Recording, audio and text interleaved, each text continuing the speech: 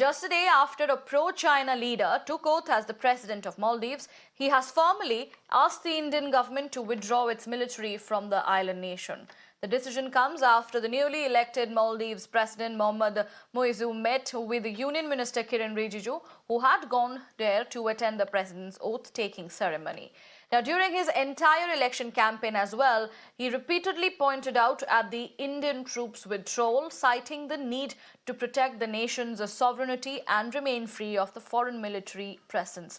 However, according to the sources, the two nations have agreed to discuss workable solutions in order to continue the island nation's use of Indian military personnel. And very important to note, the move also comes at a time when Chinese President Xi Jinping's special envoy met the new president and expressed Beijing's readiness to promote the Belt and Road Initiative projects.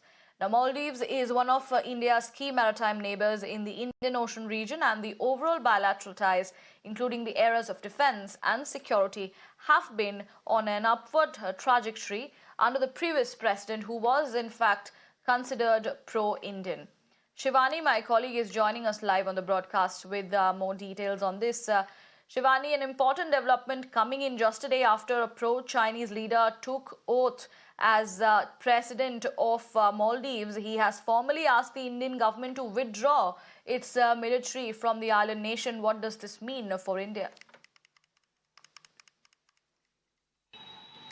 Certainly, this is a significant decision that has come, a significant development, in fact, that has come when Maldives' new president, Dr. Mohammed Muizzu, who's just taken oath, has asked India to withdraw its defense personnel from the island nation. And he is known to be a pro-Chinese leader. And this was in his election campaign also, that he will let the defense forces from the foreign nations go out to their respective nations, and that's what he has done right after taking oath. Certainly this will be advantage China, because the president, is known to be pro-Chinese, and China has been building inroads in all the neighboring nations to get an edge in the situation where we've seen it flexing muscles on all the neighboring nations for its interest, be it in maritime domain or on land. And this particular request that has come in from Maldives to withdraw Indian forces will certainly bring, it is a step back in the diplomatic relationship, because this was not only a pro-Indian step wherein the defense forces were in Maldives because they used to participate in joint operations. Evacuations used to take place in last 5 years. The Indian defense forces who've been in Maldives have saved more than 131 people in Maldives in various operations, and more than 450 different kind of operations regarding related to the security of maritime domain have also taken place. More than 500 operations of evacuation have taken place in last 5 years. So all this was happening. So the forces that were in Maldives were in fact helping Maldives, and economically also, if we see, Maldives depends on India. So this is a move that has come in because the president who has taken oath, the new president of Maldives, is pro-China. China has its vested interests, and it has been influencing the leader for him to withdraw Indian forces from the place. So certainly a big development, and we have to wait what the MEA has to say on this. The statement is awaited. In fact, what India has to decide on this request from Maldives. Okay. Shivani, many thanks for joining us with all the details there. Let me open this forum for our guest joining us on the broadcast for a discussion. Mr. Pathikrit Pine, a geopolitical analyst, is joining me. Thank you for taking out your time, Pathikrit. My first question to you. Well, the new Maldivian, I beg your pardon, president is said to be a pro-China, and it looks like how Chinese influence is in fact growing because soon after he took oath, he decided to remove the Indian military presence from the island. How do we look into this now? Good morning. It has been a battle of seesaw that has been going on in these regions for quite some time. Unfortunately, there are certain countries, Maldives cannot be excluded from that, who have a habit of taking advantage from both sides. So even when they say that they do not want Indian military presence there, even though India doesn't have a full-fledged military presence, and I'll come to that later, they will never say no to the $100 million grant in aid or the $400 million letter of credit that they get from India for the Greater Malay connectivity. So if you look at the issue of the military presence, as was rightly mentioned by your correspondent, it was primarily because for casualty evacuation, medical evacuation, and disaster management, because it's a country which is prone to many kind of natural disasters. And the Dornier plane or the Dhruv helicopters that are there, which have been given by India, the Maldivian armed forces do not have the technical wherewithal to maintain those things. So the presence of Indian personnel actually used to help increase the confidence of the tourists who used to come in. So unfortunately, many of these countries tend to overestimate their relevance as military bases. India has considerable amount of presence to other countries in Seychelles, Mauritius. India has Lakshadweep over there.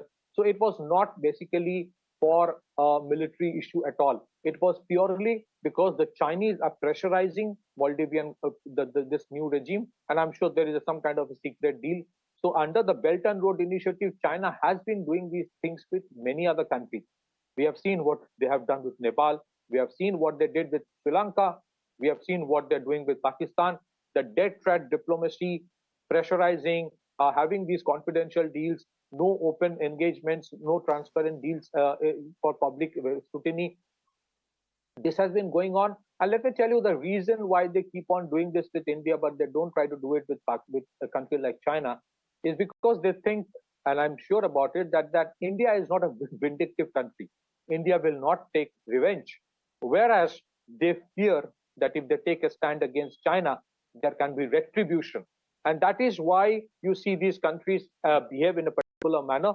But I'm sure over a period of time, as the debt trap becomes far more profound for Maldives, even as they realize that when major disasters strike, it is a country like India which comes in, whether it is with vaccines or medical evacuation or the Coast Guard going in, eventually things will turn again. But as I said in the beginning, it's a battle of seesaw, which has been going for a long time, and it's a continuous process. I don't think India will stop engaging with Maldives. India would, but unfortunately, some of these countries tend to learn their lessons.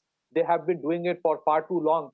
We saw what happened in case of Sri Lanka when they had a huge balance of payment crisis.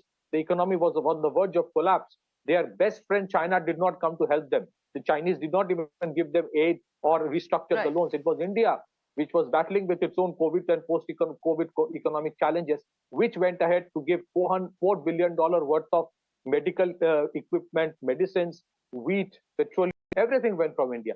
So unfortunately, some of these countries tend to play both sides and they don't learn the lesson. Back to you, ma'am.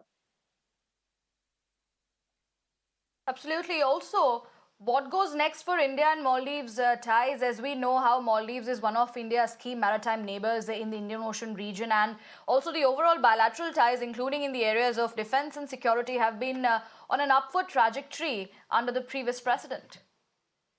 Well, we have to see what the official stand of the government of India would be, because I do not think that India will all of the support that is being given to the Maldivian government for the Greater Malay connectivity project. The biggest concern for India is related to piracy and Islamic radical organizations setting up their base in Maldives, and that country being very proximate to southern part of India. It's a challenge for India, especially because of radicalization and ISIS. So I think India would continue with its engagement. At what level, to what extent, that we will have to see. But I am also very sure that the present president, for whatever action he has taken openly, even at below the level of openness or discreetly, he would still continue to engage with India. He would still ask India to give them the support, whether it is in case of medical evacuation or medical relief, or whether it is economic support. He would still want some kind of engagement to continue, because I don't think these countries, or even if you have a regime which apparently is pro-China, they cannot disown India beyond a point because of the physical proximity, geographical proximity rather, and knowing well that when situations become very critical, it's no one else but India that comes in. So I think the engagements will continue, but at what level, to what extent India will be willing now to entertain this person, that we have to see. Back to you, ma'am. Okay. Okay, Pratikrit Paine, thank you for taking out your time and joining us here on Mirror Now and giving your views on this very important issue and a news that has come in with India and Maldives ties. Will be looked ahead as to what exactly happens.